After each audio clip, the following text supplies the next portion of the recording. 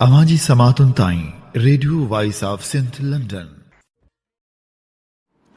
अॼु सिंध जे इंतिहाई ख़ूबसूरत रागी ऐं तख़लीकार साईं बेदल मसरूर जी सालगिरह मल्हाई पई वञे। संदसि सालगिरह जे मौक़े ते खेसि भेटा पेश करण लाइ असीं अवांजी समातनि जी नज़र करियूं था बेदल मसरूर जो तारुफ़, जेको असां अव्हां लाइ चूंड कयो आहे इनसाइक्लोपीडिया सिंधियाना मंझां।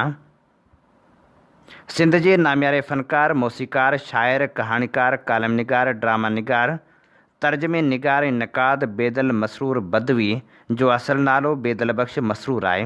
हुन 11 जुलाई 1947 ते शिकारपुर में जनमु वरितो।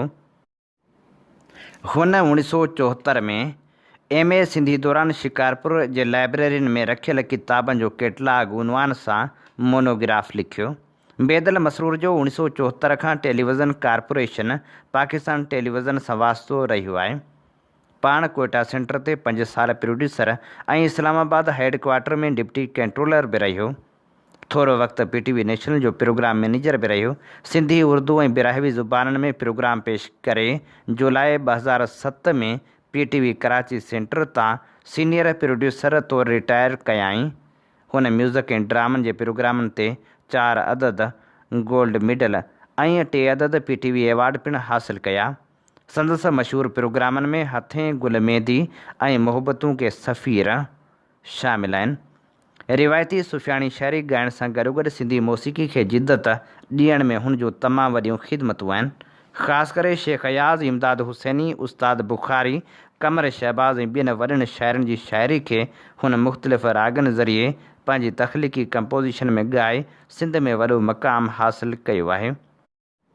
संदसि 4 ऑडियो कैसेटूं बि बाज़ार में आयूं।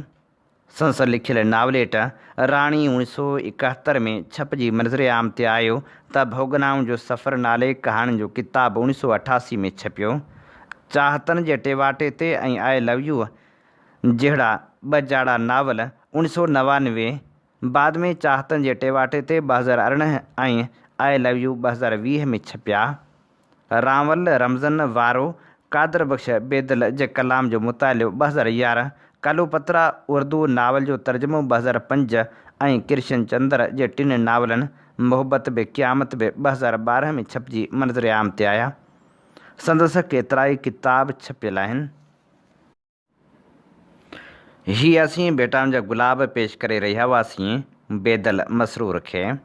अवांजी समातुन ताईं radio voice of Sindh London.